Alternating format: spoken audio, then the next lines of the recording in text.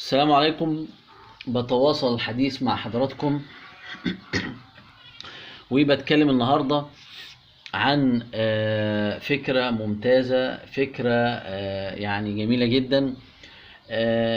بربط بين فيديو لما كنت بتكلم ازاي نشتري مضاد سموم، واهم ما يميز المضاد السموم ان يكون فيه البيتا جلوكان والمنان اوليجوساكرايد والسيكرومايسيس سيرفيسي، وعرضنا حوالي 5 انواع، وجبت تانية انواع تانية هيت حوالي ضمت 8 انواع برضه اهوت بيتا جلوكان وسيكرومايسيس سيرفيسي، برضه بيتا جلوكان ومنان اوليجو ساكرايد، برضه نفس القصة سيكرومايسيس سيرفيسي، وحتى هنا كاتبين عليه مضاد سموم بيولوجي علشان تركيبته جاية من جذر الخلايا بتاعة البكتيريا، وجذر الخلايا بتاعة البكتيريا بتنتج لنا المنان اوليجو ساكرايد والبيتا جلوكان.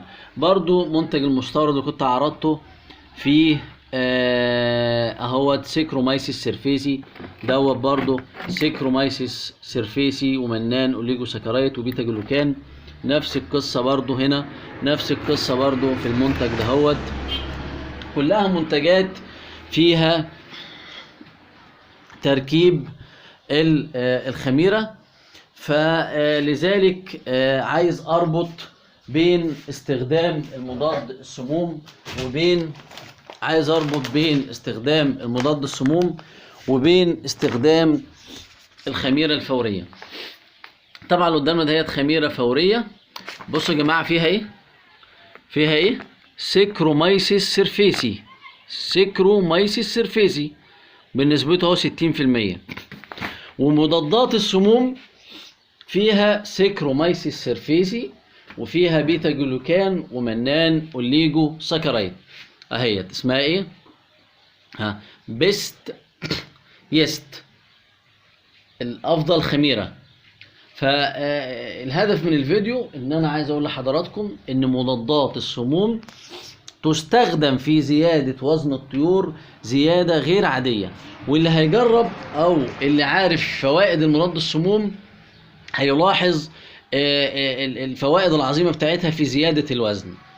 فاحنا كنا بنستخدم الخميرة الفورية على المية، لا، ادي مضادات السموم بمختلف محتواها بتحتوي برضو على السيكرومايسيس سيرفيسي اللي هو المكون او الخميره او الفائده المهمه جدا في الخميره الفوريه. وبرضه مضاد السموم بيحتوي بالاضافه على التركيبات اللي الشركات بتحطها، ديت حاطه هي باسيلس باستيلس، ودوت حاطط فيتامينات، ودوت حاطط شويه احماض، ودوت حاطط برضه احماض، ده حاطط شويه عناصر، كل ده هوت مع المضادات السموم. فاذا مضادات السموم تستخدم في زيادة الوزن لاحتوائها على الخمائر دهيت.